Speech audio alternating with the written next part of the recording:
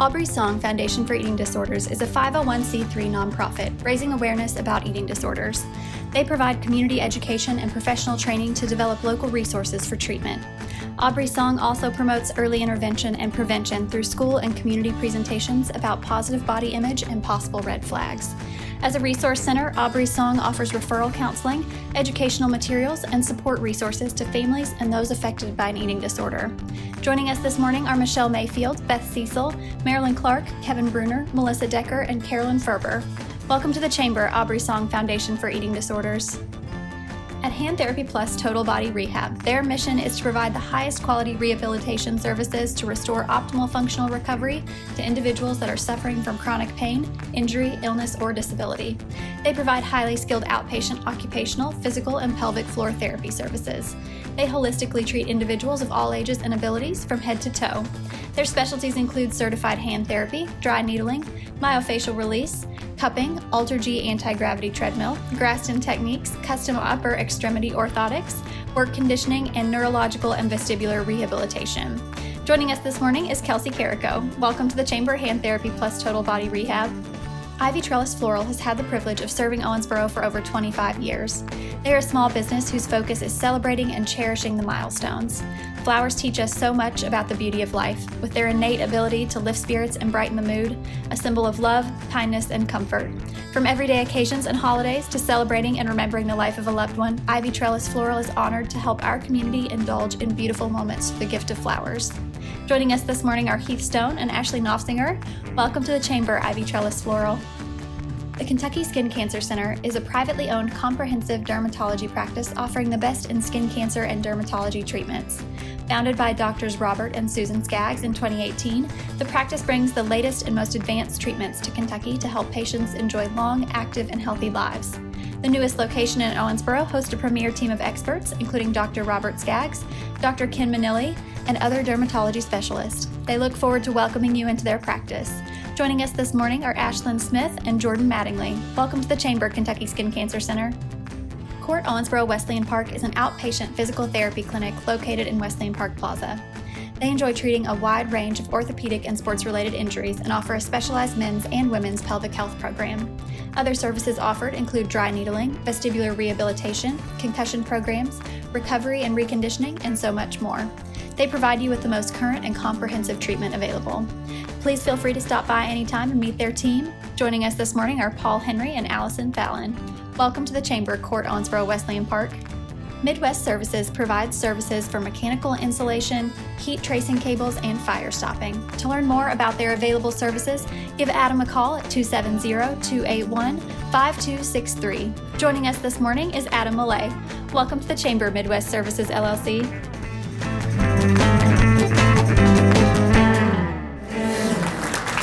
Yeah, if our new members are here, go ahead and stand and we'll give you all a big round of applause. So,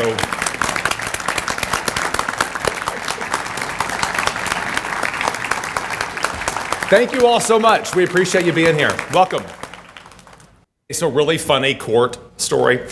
A couple of years ago, Jacqueline Graves and I did this really bonkers charity ride for St. Jude. We rode bicycles from Memphis to Owensboro without training because, that's smart.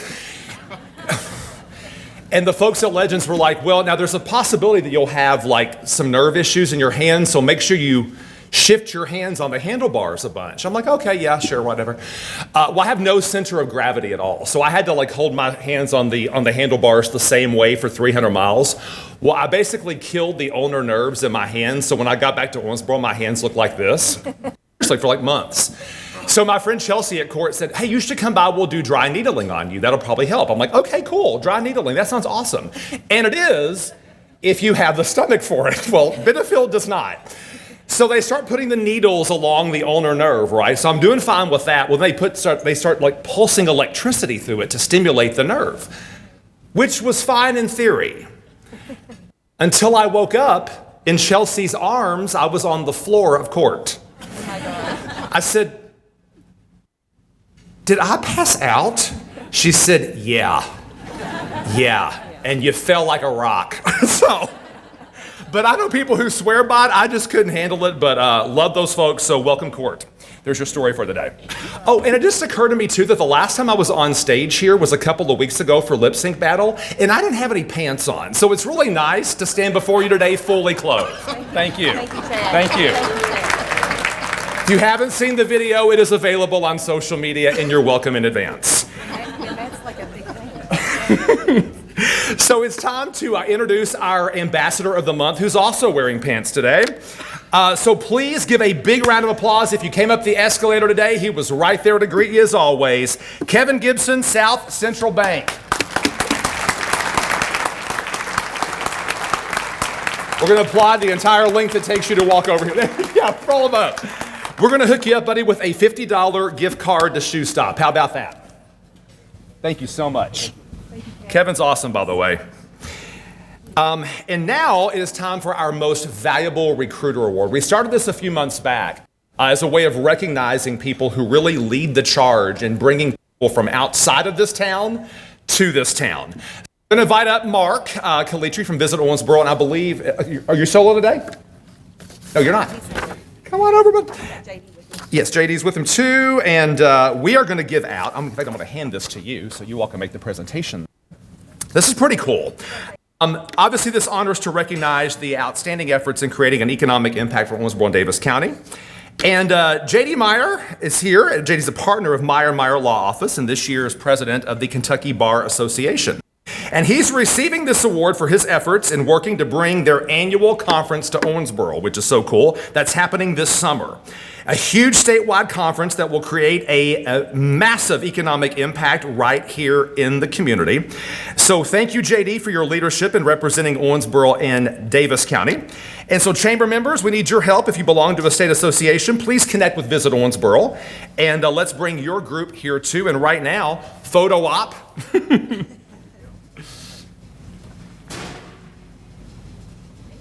Big round of applause for JD Meyer with Meyer Law Office.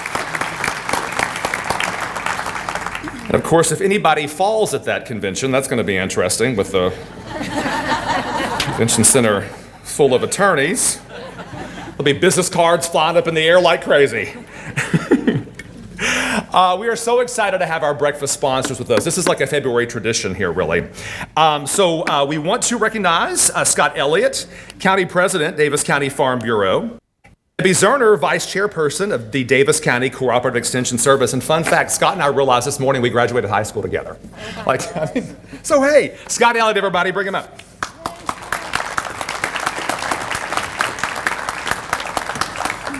Good morning. On behalf of Davis County Farm Bureau, I'd like to welcome you all to the February Rooster. And once again, I'm Scott Elliott, President of Davis County Farm Bureau Board. And at this time, I'd like our Board of Directors to stand and be recognized, please.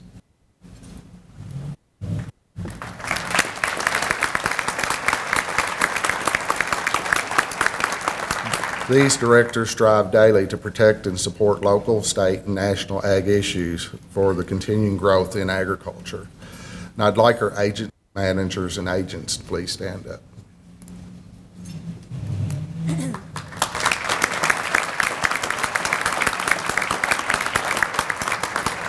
I want to thank them for their dedicated work in moving our Farm Bureau towards the future. Farm Bureau is a grassroots organization that in 2019, Kentucky Farm Bureau celebrated its centennial anniversary. And in 2022, this year, Davis County Farm Bureau celebrates its centennial year. And with being our 100th year celebration, I'd like to share a little about the history of Davis County Farm Bureau and how we are gaining ground. We were established in 1922 with just a handful of farmers, and benefits afforded to the farmer that was not able to be obtained by itself or any other group. The influence of our local board has helped attain regular road maintenance, electric, phone service to our rural community by lobbying in Frankfort. Today, we are still working hard to lobby for better broadband in our farming community. Davis County was the first county in the state to offer Blue hospitalization to its members. Today, Kentucky Farm Bureau is the largest membership organization that Anthem, Blue Cross, and Blue Shield services in Kentucky. In 100 years, our membership went from 100 families to 11,000 in Davis County alone. Farm Bureau has worked to develop community leaders to serve and understand the needs of agriculture, and to help our local farmers succeed in the operation that provides our most basic needs for food and fiber. New leaders are also very important. We're growing tomorrow's leaders for our community through Davis County Farm Bureau Young Farmers. It's very important for Farm Bureau to work with our community, and in 2022, we teamed up River Valley Behavioral Health to do a You're Not Alone campaign. This campaign focused on mental health awareness. In the rural farmers are a high-stress business where they do each and every day is tied to the weather. And this year with the pandemic, and we're trying to come out of it, the fertilizer prices have went up 50% and the chemicals prices have 30%, and there's a shortage of products. So which contributes to even more stress for farmers. We want our farmers to realize that they're not alone. And as a member of our community, our psychological well-being is the key to our health, productivity, and happiness. I am proud to be part of Davis County Farm Bureau's family and what it stands for. We are a grassroots, community-based organization helping gain ground in our local agriculture. And at this time, I'd like a short video to show how Farm Bureau is gaining ground. The Kentucky Farm Bureau Federation is gaining ground. 2021 was the kickoff year for the newest Kentucky Farm Bureau program, Generation Bridge. This program is working to build new leaders out of an entirely new age group, and it's the first of its kind among any other state farm bureau. We're gaining ground in our communities. We understand that our farm families are crucially reliant on strong broadband connections. Our insurance company has proudly put in the work to provide free Wi-Fi at every Farm Bureau office, helping all Kentuckians stay connected with schoolwork, paying bills, and communicating with loved ones. We continue to make sure rural broadband reaches more and more households. And with monies appropriated to the Broadband Development Fund, we look forward to seeing how this improves connectivity in rural areas. We're gaining ground in education. Thanks to the combined efforts of our county farm bureaus across the state, we broke our record for scholarship money annually invested into the next generation of college students. More than $670,000 in scholarships was given to over 500 high school students this year through our KFB Scholarships program. Proving that this organization is dedicated to education across the state. Gaining in programs. Gaining in connectivity. Gaining in education. Gaining ground.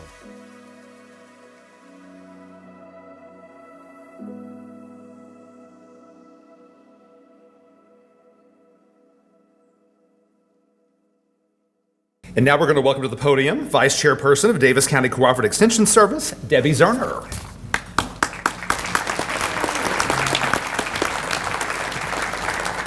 Scoot it down just a little bit. Good morning. It is so good to be here with you today. You know, I work for Owensboro Health. I have the privilege of serving with so many of you all. I'm Debbie Zerner. I'm Director of Community Engagement at Owensboro Health. And I serve with you, the business community, the nonprofit community, so many of our community partnerships throughout the region that we serve. But one very special organization that I'm truly honored to serve with, and that is our cooperative extension. And I don't know about you, but I do hope you leave here today learning something new about extension that you didn't know before. Because most of us think about extension and our head immediately goes to the agricultural community, farmers, right? Or 4-H, perhaps. But there's so much more to extension. And so as a board member, as a district board member, and also as a county council member, and I do serve at the state level with Community and Economic Development Initiative of Kentucky, also in the college. I serve at a state level and get to tell the great things that we do up here in Owensboro-Davis County. So this organization is a real gem in Owensboro. It's an asset to Owensboro-Davis County that not all of us realize. And so I want to share just a little bit about my perspective from a board member's purview with you about extension today. So what is it and who is it? You know the agents. You know, and we'll talk about that in just a moment, you know a lot of the agents and you know who to call when you have certain things going on, and we'll talk about that too. But really, who is Extension? Kentucky's two land-grant universities, the University of Kentucky and Kentucky State University, serve as partners in conducting educational programs through cooperative extension. That delivery process, the way they do that, is through extension faculty, which is at our universities I just mentioned, county agents, council members, as myself, and others, volunteer leaders, and the general public, and all of you all. So if you didn't know that you were a part of Extension, just based on what we heard from Scott in the video itself, we are partners in Extension. The vision for cooperative extension is to be the educational resource for all Kentuckians that serves as a catalyst to build better communities and improve quality of life. And I don't think there's anyone in this room that doesn't align with that. The mission serves as a link between the counties of the Commonwealth, all 120, right? We were just talking about the breadth of that, and the state's land-grant universities to help people improve their lives through an educational process focusing on their needs and their issues in their own communities and counties. And I read last night on UK's website, I was digging and digging, and I told Clint, my gosh, I could be up here an hour, but I promise I won't. There was a statement that really resonated with me, and it says that Extension serves to bring university to the people of the Commonwealth. And I'm going to repeat that. They serve to bring the universities to the people, so meeting us where we're at, to local communities to address issues important to all Kentuckians. So what are those issues? And what is their emphasis? So they emphasize diversity and locally driven decision making. We talk about that every month here and all throughout our community organizations. Identifying and supporting educational evidence-based programs, that's very important. Solve problems and embrace change, and I'll come back to why that's important. Developing youth, adults, families, and communities. So what are those things important to all Kentuckians? We can assume those things, and how does Extension go about really impacting those things for us? They do so through the areas of focus, and they each have one of our agents have areas of focus, and they have a work scope that they adhere to and work and connect our community members to the university. So agricultural and natural resources, providing non-formal education in areas of production, homeowner plannings, natural resource utilization, specific programs on food production, farm business management, marketing, and processing agricultural products, growing and selling Kentucky proud. How many of you been to the Owensboro Regional Farmers Market? How many times have we said, grow local, buy local? Your extension agents and your extension offices working with our farmers to be able to do that, to help them market and sell their products. Natural resource and management, addressing issues to research, diversification, and demonstration plots, and the list go on. But the important key today is that Extension, UK and local farmers come up with solutions, and something to be very, very proud of. Horticulture. There's Annette. Is Annette here today? Yes, Annette. So I call you out because when I have any issue, I'm on the phone or sending pictures to Annette. Annette connects you to the University of Kentucky's Department of Horticulture, Department of Entomology, Landscape IPM program, and the World, which gives you the information about all of these things. Now I say entomology, and that is not the study of words. Look it up if you don't know what that is. So trees, vegetables, growing tomatoes, landscaping, spiders in your home, soil testing, and what the heck is that stuff on the back of your crepe myrtle leaf every spring that you don't know what it is? Annette. Call Annette. She will tell you what it is and tell you how to remedy it. Family and Consumer Sciences, and for those of you who don't know, I am a proud graduate of the University of Kentucky and the College of Agricultural, Food, and Environment, though a few years ago it wasn't called that, it was Human and Environmental Sciences, but we won't go into how long that was. However, Family and Consumer Science is very near and dear to my heart. These are programs on nurturing families, our homemakers, and yes, they are in full force. Financial literacy, aging, promoting homes and families, leadership development. I'm going to go back to that statement I said earlier about evidence-based programming. These aren't homegrown, let's pull together a PowerPoint kind of presentations. These are evidence-based programs from our universities that they can share with you and our community in these things. And leadership development, Leadership Owensboro is here, and we talk about this all the time. They are partners to us in that. Estate planning, and the list goes on. 4-H development, developing our youth for tomorrow who will be our leaders. These programs create opportunities and supportive environments for youth and adults to help nurture capable, confident, and caring citizens. And that's what 4-H is about. I didn't grow up in 4-H, and man, that is, if there's a regret to learn from, it's that. And so it gives me just great pride to be able to share with you a little bit about 4-H. The emphasis is on hands-on learning. And so they do that in a variety of ways: clubs, special interest, project groups, enrichment, the 4-H camps, which you may have heard of but not really been familiar with, and other special activities, marksmanship clubs, livestock, trap shooting, STEM, young riders. If there's no club available in your student's school, if you're homeschool your students and you want to know more about 4-H, you need to call your agents, because that is possible, and that is a great youth development program that really doesn't get heard about enough in our community. And lastly, community and economic development. I mentioned that I'm on the State Advisory Council for CETIC, and that is Community and Economic Development Initiative in Kentucky. What a resource we have in Kentucky. 120 county profiles. You can get on their website right now, and they do so much for our communities across the state, but it is a resource for us. So I'm going to play one game, because you play games all the time. Sure. So I want to take the podium and do that. Okay, awesome. I love it. Thanks.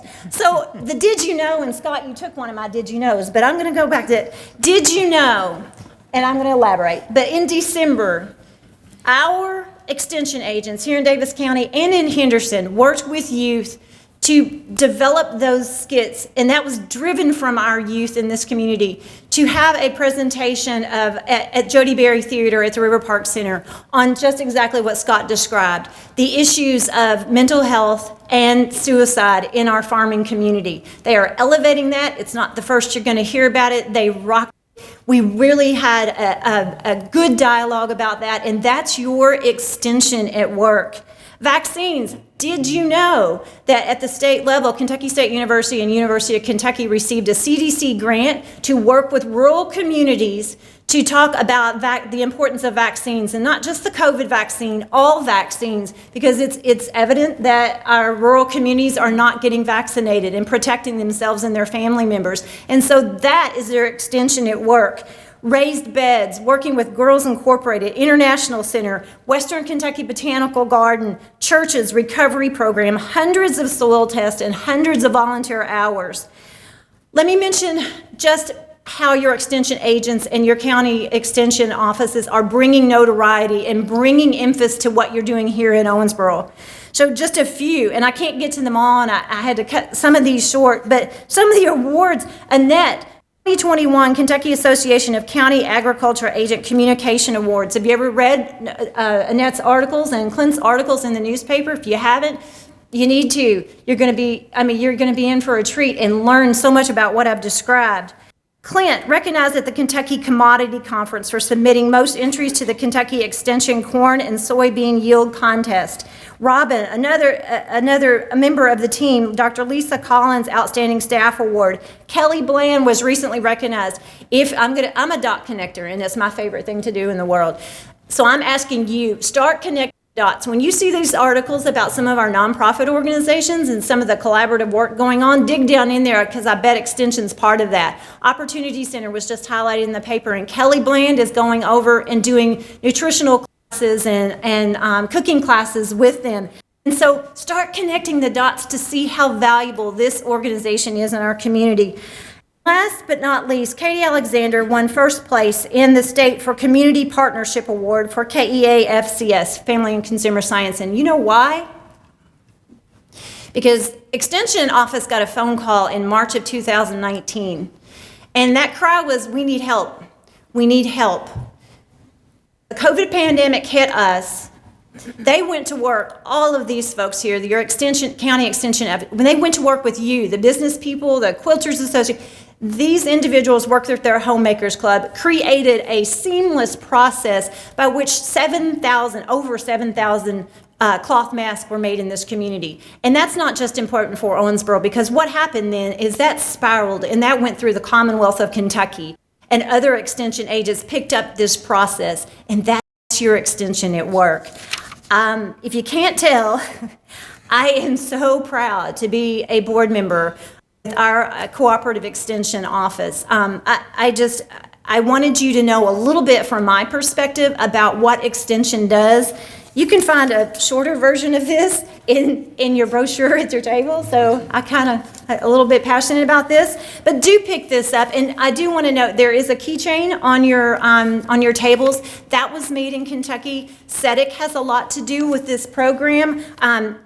You have a wooden keychain in the shape of Davis County made by Cherry Wood Products. It's in Jackson, Kentucky. It's an entrepreneurship program at the Robinson Wood Center for Appalachian Resource Sustainability. These kinds of things are happening through the land-grant universities, through our local extension council, and I would ask that all of our agents stand up and all of our board members as well if you're here, and just thank you so much, and thank you for giving me a few moments to talk about extension this morning.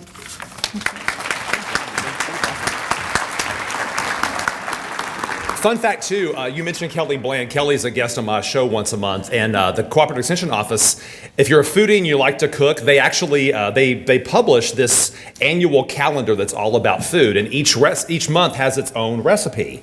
And those recipes are designed to feed lots of mouths in a very healthy and cost-effective way. And what's really cool about the office is they test these recipes and they break down the cost. And they're always full of like Kentucky-inspired ingredients and stuff like that, but they actually break the cost down per serving. And in more cases than not, it's like less than $1 per serving for these families. It's really, really cool. So if you like food, check it out. They have some great recipes. It is time for our chamber update. And with that, of course, our president and CEO, Candace Brake. Good morning. Thank you, Chad. Good morning, everybody. Good morning. Before I start our update this morning, I do want to recognize a couple of groups. First of all, we have several of our FFA students here today. Thank you guys so much for being here. Would you all stand up and let us give you an applause? We're so proud of you. Cannot wait for you all to go off to college, then come back and lead our business community. And I also we have a couple of newcomers to Owensboro that I'd like to introduce. Beth Steele and Mike Howe from Owensboro Health. If you all would stand up. They're part of our new management team. And their boss is in the back. You know, he's back there making sure everything goes well. Mark, thank you for keeping things on track. Appreciate it. We've had a busy month here at the chamber, so you all bear with me. First of all, we know that our session is General Assembly's in session right now, and we're tracking bills and trying to keep you updated. Our community priorities are moving along very quickly, and that's because of the work of our local legislators, Family Court, Highway 54, and then tomorrow, or today I believe, a bill is going to be introduced that will get us one step closer to home rule in local government, which is what we've been advocating for let us decide how we want to raise revenue in our community and don't let the state control how we do things. So I want to thank our legislators. Suzanne Miles is here today, and she's had a loss recently with her mom. Suzanne, thank you so much for keeping on despite all the things that have been happening, and we're so sorry for your loss of your mom. She was one great lady. So we have a lot of ribbon cuttings coming up. The Catholic Diocese of Owensboro Catholic Charities is tomorrow at 12:15. I saw Susan Montalvo-Gesser here. And then Ace Hardware Marketplace will be Friday, February the 25th. New members, can't wait to celebrate your ribbon cuttings with you as well. And it's good to see all of you all here today. Our CYP lunch meeting is going to be February the 16th at 11:30 at the chamber. We're meeting in person again. So it's good to see so many young faces of people ready to just set this community on fire. It's been a great opportunity. If you're interested in sponsoring one of those lunch meetings, give Hannah Thurman a call and we will get you hooked up. Chamber Ambassador meeting is also on that day. At the Chamber, we like to see how many things we squish into one day, just to see everybody really frantic. It's really fun. But the Chamber Ambassadors will meet on that same day, February the 16th at noon in the Commerce Center. And Leadership Owensboro on Thursday of next week will have C. Waitman Taylor Jr. Local Government Day. Looking forward to exploring issues in local government and talking about you all really digging in so we can establish your leadership in our community. Go Pitch, that's the EDC-sponsored business pitch for new businesses. That deadline is February the 18th. The information is on our website. It's also on EDC website. But Jamie Johnson, who's the director of the Small Business Development Center, is spearheading that for the community. And in case you all don't know, Jamie has literally been the first in the state every quarter since she started. That's how many small businesses are being opened here in our community. So if that doesn't say something about innovation, I don't know what does. So make sure if you have an idea, FFA, if you all have any ideas that you'd like to pitch, this is a way to get your business started with financing and marketing and really good leverage for you. Farm City Breakfast, best breakfast in Davis County, is going to be Saturday, February the 26th. O-South will be catering that. Farm Bureau and the Chamber do that together with our Ag Committee. I think our chair's here today. Joan Hayden is our Ag Committee chair, and our former Suzanne Cecil White is here too. But that's a great time to get out and connect with the community. It's a Saturday morning, so it's not rushed, and it's just fun fellowship. And we thank Davis County High School for always having us there. We are going to talk about mental health. We have a panel to discuss mental health and ag and how to access local resources. Looking forward to seeing all of you all there. Save the date. Our legislative update will be at the Commerce Center on March the 5th. That's an hour-long, members-only connection with our local legislators where you have an opportunity to ask about issues that might be impacting your organization. So I look forward to seeing you all there. It's a really good opportunity and really shows the special quality, too, of our area legislators. They don't get Saturdays off, but they use that Saturday to come and connect in kind of a town hall meeting format with you, and we appreciate their service. The Chamber celebration is March the 11th, and that's usually when we do the gavel change from the board chair. So we have Clay in the back, who was our board chair from last year, and he will be transitioning over to Brenda Clayton, who is our board chair now. So it's going to be a great night.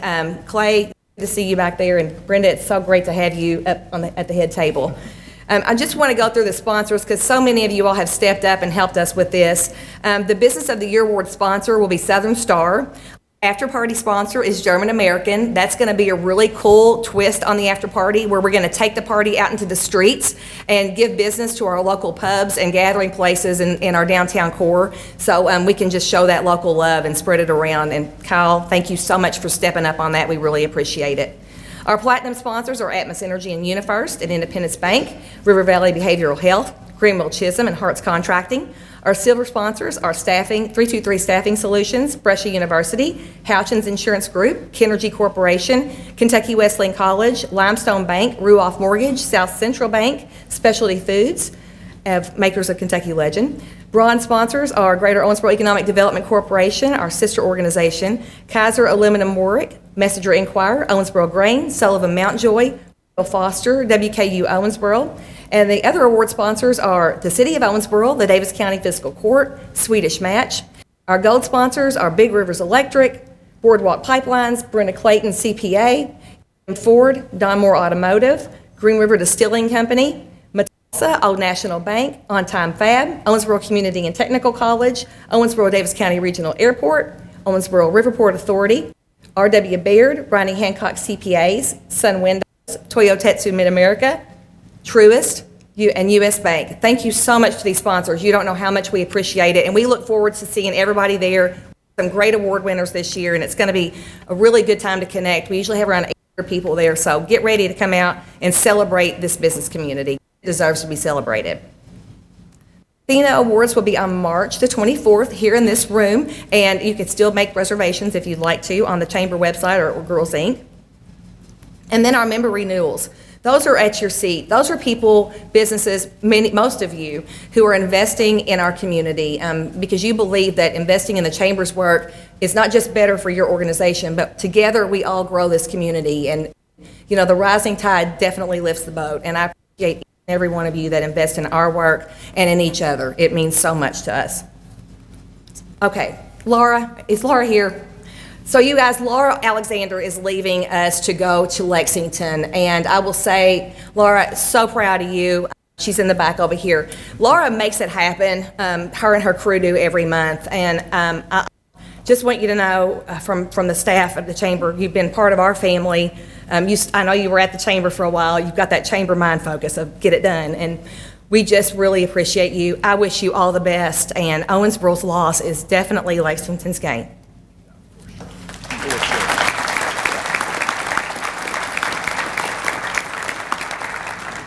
And lastly, I want you all to look at this. This is our relocation guide that we do with Tanner Publishing. This is our resource that we do when people are looking to move to the community, when employers, churches, nonprofits are looking to recruit people to move here. So this is something we're really proud of. Please take this. We have more at the chamber if you're ever recruiting for a position in your organization. We're just super proud, and we really enjoy our partnership with Tanner Publishing. Super proud to see them grow and continue to be a part of our work too. Thank you, guys. Candace, great job. Thank you. By the way, I was listening and reading between the lines when Candace was describing the German-American after party for the chamber celebration. That's just a classy way of saying really fun pub crawl. Yeah, we were going to say chamber crawl. Yeah, no, it's great. We know what you're talking about, Candace. We got it. I'm so excited to get to introduce our new board chair. Pumped about this. She has the honors of introducing our special guest speaker today. So please welcome for the first time our brand new board chair, Brenda Clayton.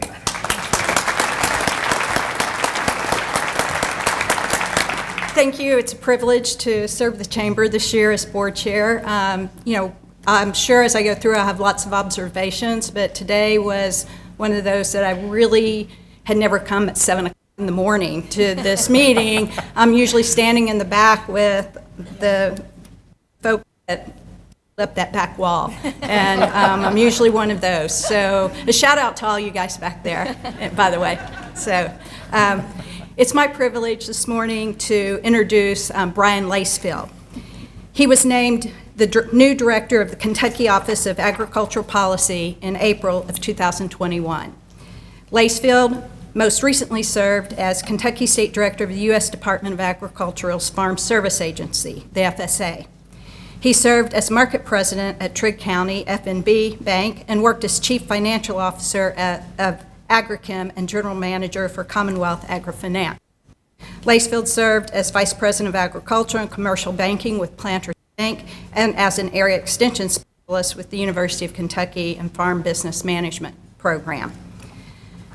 Lacefield has been a board member for Kentucky Retail Federation, Kentucky Corn Growers, Kentucky FFA Foundation, Kentucky Ag Leadership. He has served nonprofits and charitable organizations, including Cadiz Rotary, United Way of the Pennyrile, and Hopkinsville Farmers Market.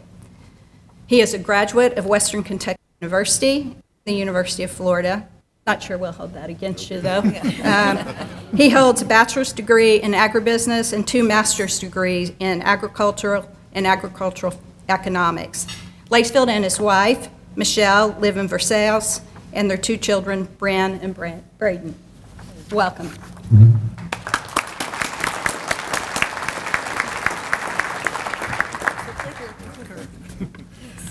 Brenda, thank you for that introduction. It was really good. Reverend Lewis, proud to be on the stage with you. Scott and Debbie, enjoyed hearing both of your presentations and showcasing 2 of my favorite organizations that I get to work with and doing that. And Chad, I'll tell you, you bring a lot of energy, but I was warned about that, or I guess at least briefed about that by Commissioner Quarles. He texted me last night and said, hey, I hear you're doing the Rooster Booster. He said, you better have a couple cups of coffee because the energy is intense. So I'm loving this event. I was running through all the things with the Chamber's calendar and was really kind of wishing I had my day planner out. I'd get a few of those on there. I'd like to do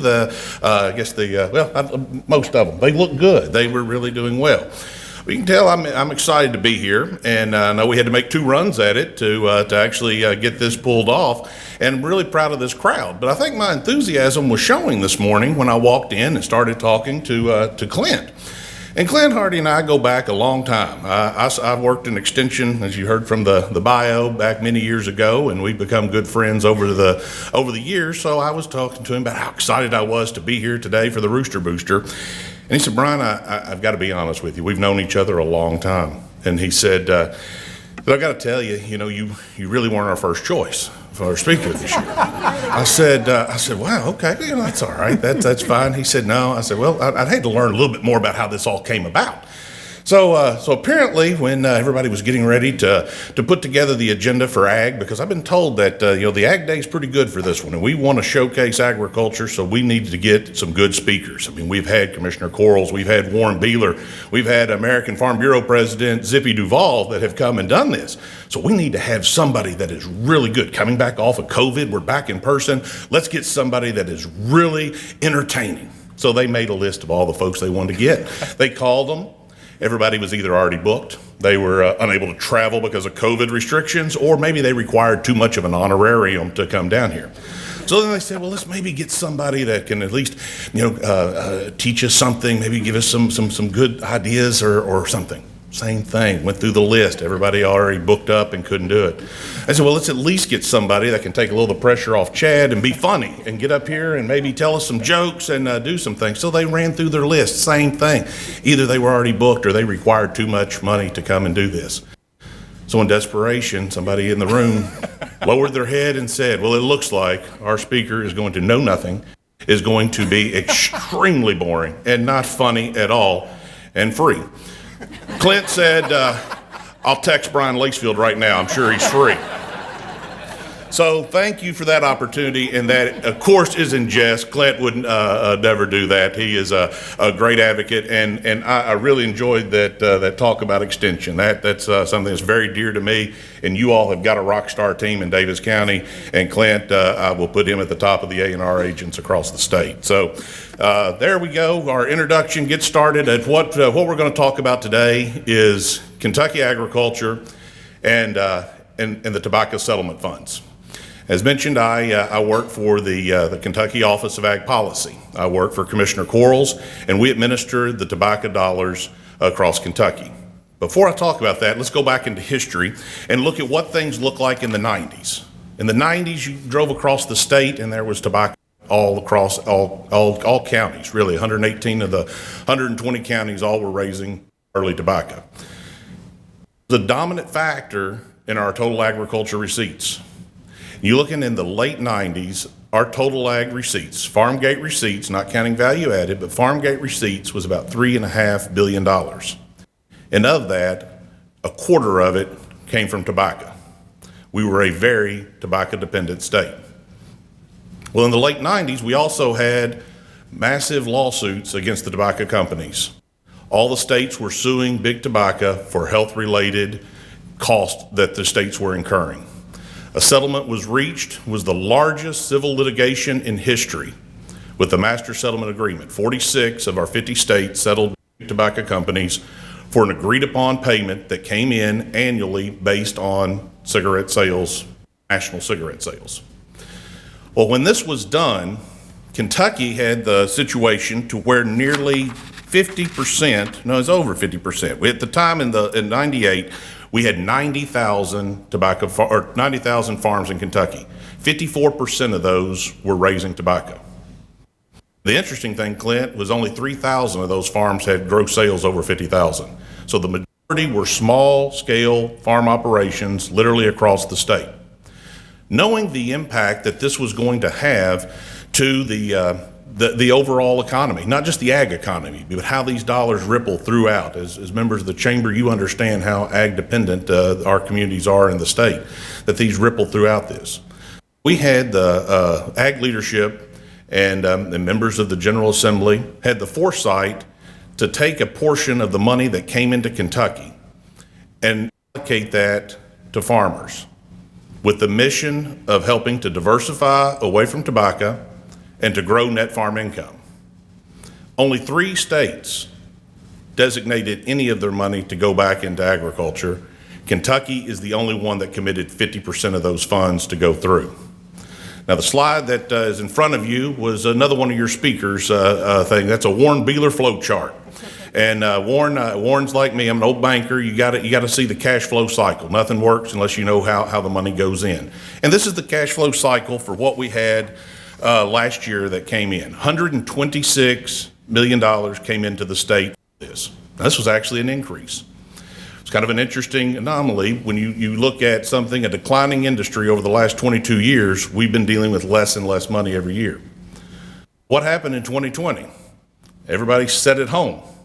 And so in the middle of a global pandemic tied to respiratory issues, everybody smoked more across the nation. So it was not a great thing, but it did put more money back into Kentucky coming in. So this was what it looked like last year coming in on doing this.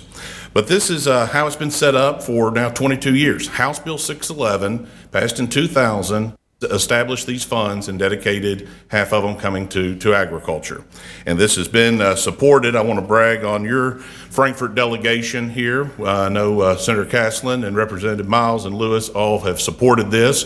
I've got a good friend sitting right here in the center, former Majority Leader Jonathan Schell, served in Frankfort for a time and always fought to protect these dollars and keep them dedicated to agriculture, because these folks know how important this is coming into our communities.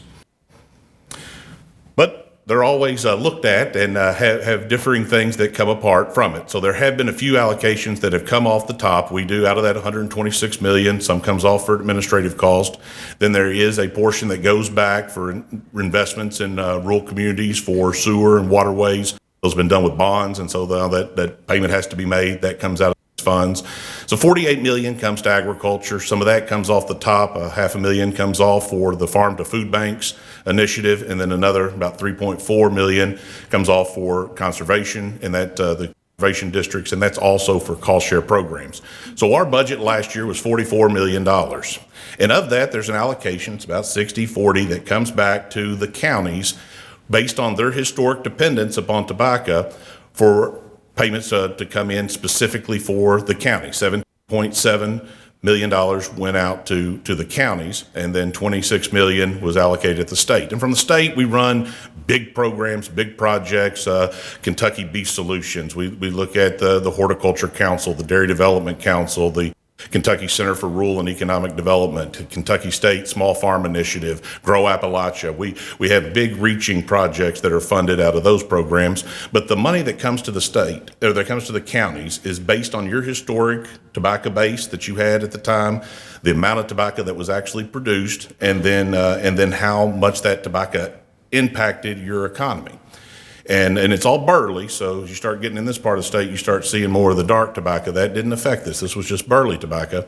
But then these funds are allocated per county, and then the decisions on how to spend these are done at the county level. And Clint facilitates a county council that works with trying to establish objectives and needs, and then administers these funds throughout the county, and the funds come in each year. To date, y'all are getting really close to $5 million that have been invested in projects back into Davis County. And the thing, and I'm going to point out in this next slide, when you look at what we've done across the state, we're getting near $700 million since House Bill 611 in 2000. Now, I'm an old banker, and so I always round up. So, you know, we're real close to 7 million. I can even do it even better when you look, the majority of these projects involve cost share. So we're matching funds. We're that incentive to get the producer, to get the business, to get the nonprofit to put some of their capital in with the incentive of these matching dollars to grow this. So we're well over $1 billion in investments in Kentucky that are dedicated to the mission of diversifying Kentucky away from tobacco and to grow net farm income in the state. We're also a very nimble group and can react to current needs in the market. What happened in spring of 2000? March, first week in April, we go to the grocery store and we see something that us in agriculture understand. The consumer on average does not understand how we deal with perishable commodities, do not understand with the drive for low cost, we have a just-in-time inventory and that we have major consolidations in our industry. And so the slightest disruption can result in empty shelves in the grocery store. And we saw this as a need. Our General Assembly saw this, and the board members saw this as a need. And so an initiative was set to invest in local processing, to expand capacity. Folks, I want to get a steer processed. I want to do it. Find out it's a year wait to get a calf slaughtered. So we worked on a program to initially expand capacity. Sometimes freezer space might be your limiting factor. So we started doing some cost share with these. This grew in demand, and you wouldn't believe the amount of demand we've had that have come in for this, to actually new processing plants coming online. Here's a picture of one that was from the Cagle family that was looking at the beef and bacon. And it's a perfect story of looking at a major tobacco producer looking at diversifying his operation and planning for a second generation. And thankful to have this one open back up here in servicing Davis County. This program has really been good across the state. I love things when that's what our conversation during breakfast was about, traveling the state and what you can do. But I love projects when you can really truly spread across the state. And this one goes from Graves County to Greenup County. And we have been able to increase the capacity with that $7 million investment. We've increased the slaughter capacity in Kentucky by 50%. 22,000 head a year have been increased for what we're doing. There's still significant demand. Some of these are not even fully online yet and will be, but it's still a long waiting list, and there's still room to go for what we're doing. All right, we talked about how we were dealing with an income stream that was declining. When you're tied to cigarette sales, that is something that over 20 years has declined. So what do we do when this fund stops? It's always a question. Well, number one, we're a long way from this stopping. It's been a decline, but you saw what the funds came in. But one of the board's vision was we need to have something that goes on for perpetuity, something that's self-perpetuating. What can we do with that? So early into the days of running the Ag Development Board, the board members decided to start doing things on a loan basis. But also knowing we're not a bank. We don't need to be a bank. We don't want to be in the lending business. We don't want to compete with banks. We want to be a partner. We want to be able to add to the initiative of helping farmers, especially beginning farmers, have access to capital.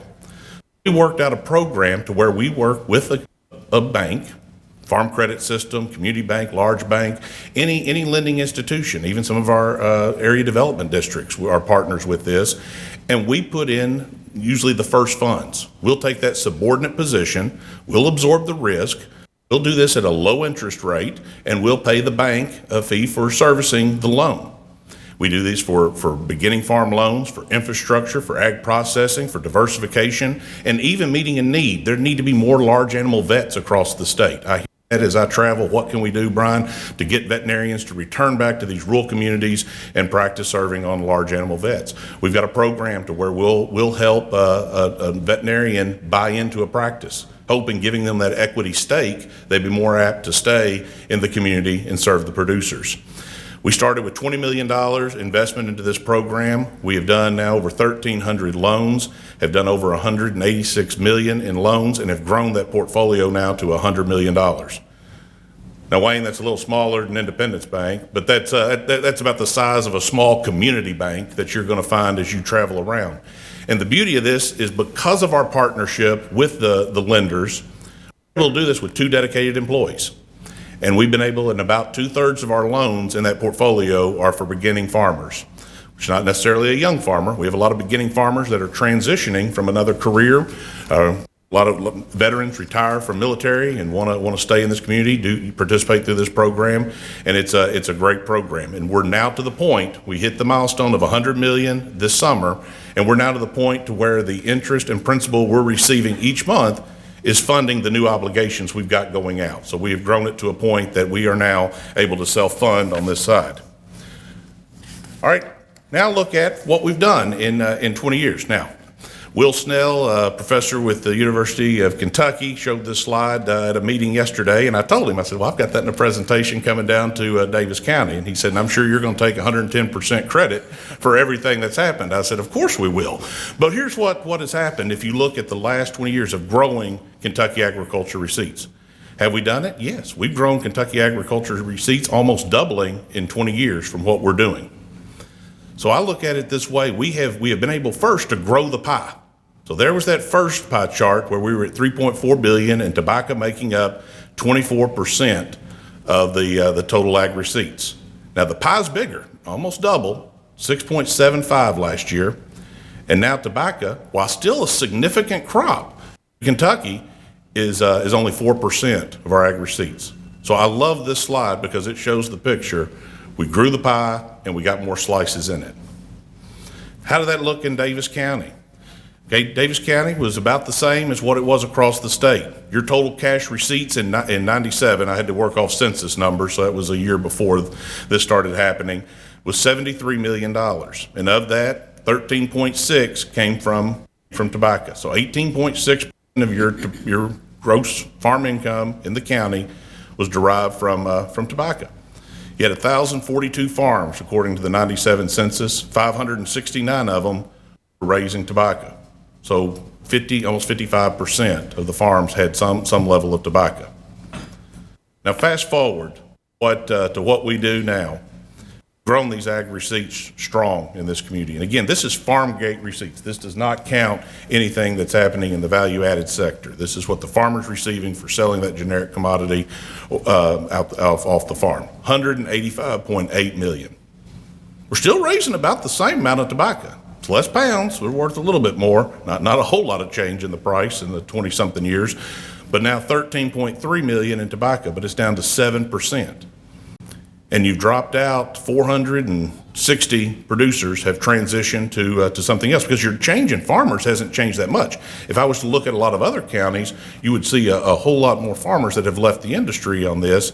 And yours, it was less than 100 folks have left the industry, but they've been able to transition and diversify into other operations. And I've got some pictures on here with some good ones. I've got the front table here with Suzanne Cecil White. She currently serves on my board of directors, and they're a great story of that. Now we're visiting today talking about when their last tobacco crop was. I was talking to Scott about when his last tobacco crop was on doing things. We've seen folks be able to transition and move to other projects. Look at that Owensboro grain picture on there. I know that's something everybody's proud of here. I sell my soybeans to Owensboro grain. But the interesting thing is I was sitting in Clay County talking to a grain producer there in Manchester, and I'm always asking, markets. I'm looking at markets. I said, well, where do you merchandise your soybeans? And he said, Owensboro. This morning, when I got thinking about that story, and I looked it up, and according to Waves, it would take me 3 hours and 39 minutes to get to Manchester. And that would be me driving, not hauling a semi-load of soybeans. So think about what we're doing, and that's a terminal market. We're adding value. That's its final place going as a soybean to where it's being crushed.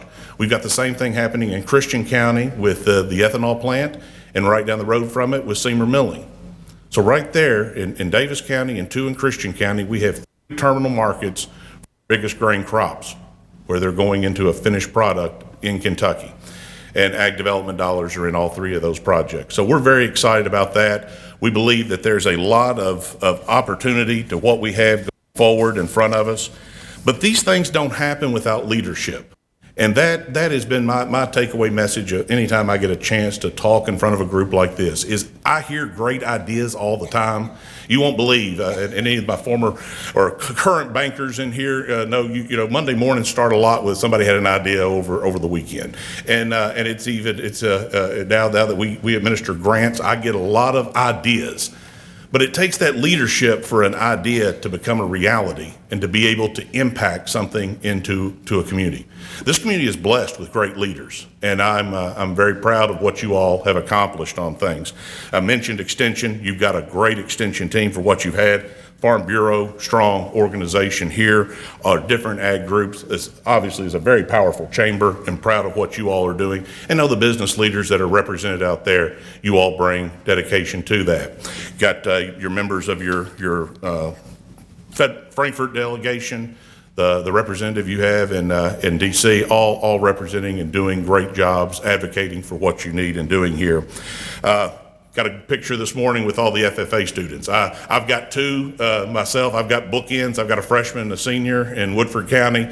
Both I've got both of them, especially my son. He lives and breathes. Any chance he can be in official FFA dress, he jumps at it. That's our future. I'm proud to see us investing in them and to see you all here participating in this meeting. What I mentioned Wayne earlier with Independence. He's a former board member with the Kentucky Ag Development Board. So you've got great leadership locally, but you've got great leadership representing you on the state stage, and I'm appreciative of that. I've enjoyed visiting with you today. I mentioned Suzanne Miles earlier. She's a good close friend of mine. She texted me this morning and I thought was still in Frankfurt, didn't realize she was going to be here, and wished me luck and said, Brian, I hope you do a great job today at Rooster Booster, and I hope Clint didn't let it slip. You were their second choice. So thank you all very much.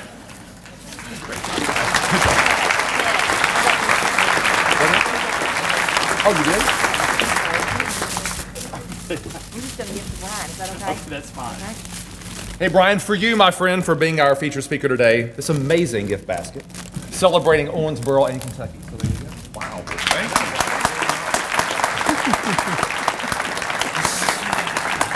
We got a late start today, so we're going to let you go. In fact, we're going to see you in just a couple of weeks for our March edition.